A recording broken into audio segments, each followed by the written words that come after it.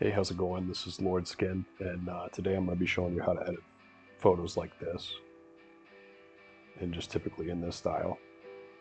So the first thing we're going to do is I'm going to go up to my camera. You like to select my photo. Typically when I'm out with my camera, I see the shot, and I take the first shot, and then I try to refine it a little bit as I go. So I didn't quite like the angle here, so I kind of straightened out this bar. And then I noticed that there was this kind of thing. My car mirror was kind of blurring a little bit. So then in the last shot, I took it without that in it. So this is the perfect shot out of that set. So I'm gonna go ahead and I'm gonna drag that into Photoshop here. We're gonna unlock that layer, and then we're gonna start by going Filter, Camera Raw. And this is gonna be pretty standard what I do to most of the photos in this set. I like to lower the contrast a bit. You see that'll bring more of the grays out and less of the definition. And then I'm also going to up clarity.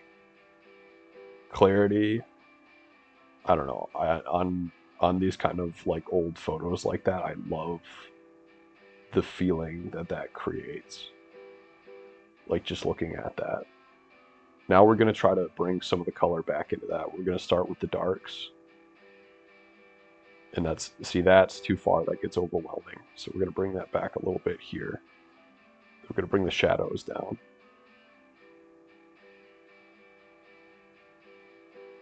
Too far. And it does get kind of overwhelming here.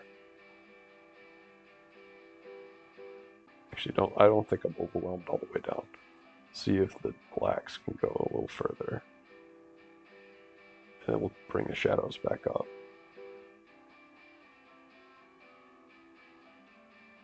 Okay, then we're going to bring the whites down, which there aren't too many in this photo. It was really foggy this morning, so it was beautiful. So we're just going to bring that down a tad. That's how I like to balance that typically.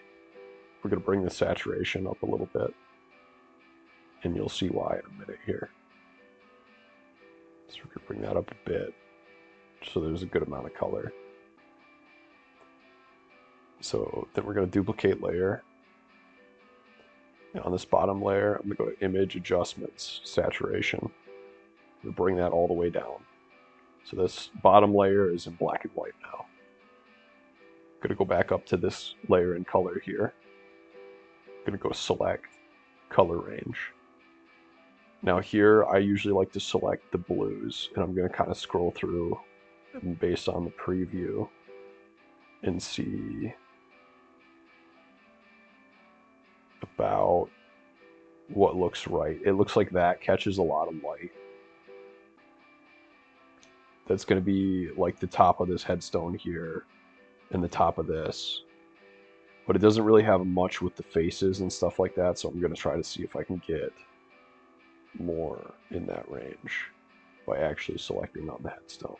So it looks like that one is too much. So this is we're going to be more reds. So we're going to go to this one. Select there.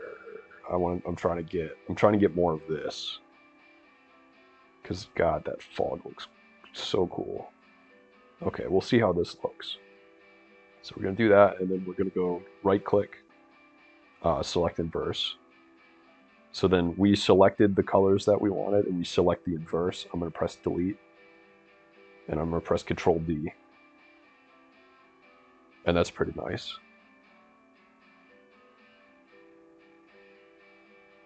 Yeah, I think I like that. So then I'm going to press Control, and I'm going to click both layers, then right click, merge layer. I'm going to go to Filter, Noise, Add Noise. I like to add about 25%. It's not overwhelming, but it does kind of muddy it up a little bit and make the image kind of dirty looking. I'm going to right click, duplicate layer. Okay, I'm going to go with channels, select red, but view all. But you got to make sure that red is selected. You're going to go to filter, distort, shear. This is one of my favorite effects. This is a classic. We're going to do it just a tiny bit. We don't want to overwhelm or distract. Press OK.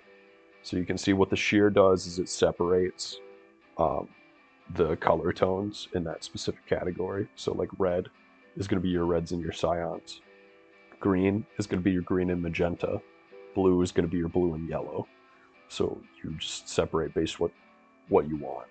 Red and cyan is a classic. Love that look. And that's not even terribly overwhelming as is, but we're going to soften that up a bit. We're going to go back to this layer. We're going to bring the opacity down to 50%. And see how that looks. Very subtle, barely noticeable. Barely noticeable. Especially from the full image. It just looks muted, looks very soft. And there you have it. And that's how I like to edit my photos. So thanks for watching.